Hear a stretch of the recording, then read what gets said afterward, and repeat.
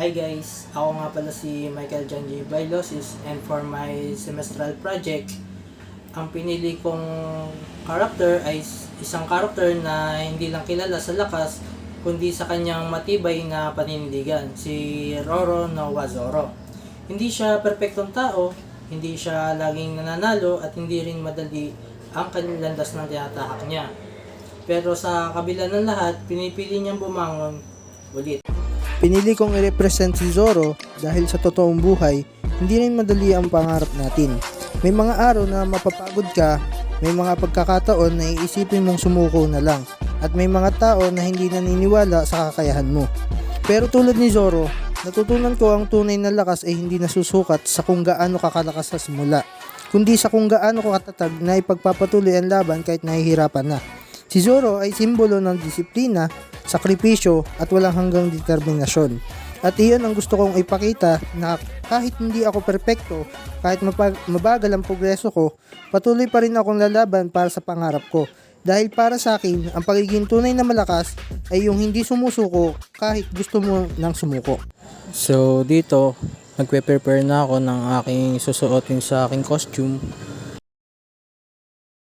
So dito naman, gagawa naman ako ng espada ni Zoro. Siyempre, ito yung nagre-represent na gusto niya maging swordsman king.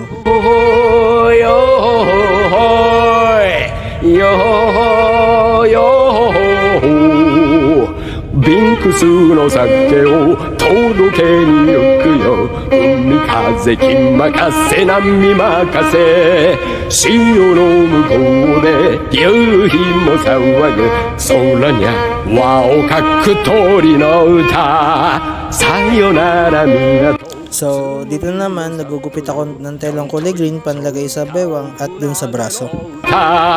金パ銀パもしぶきに変えて俺たちは行くぞ海の限りビンクスの酒を So dito naman, sinusuot ko na yung mga pin-repair ko na costume.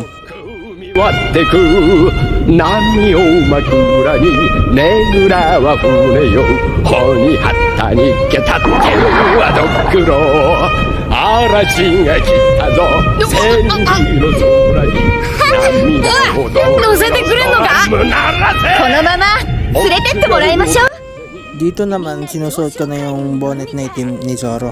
朝日がないじゃなしよよよ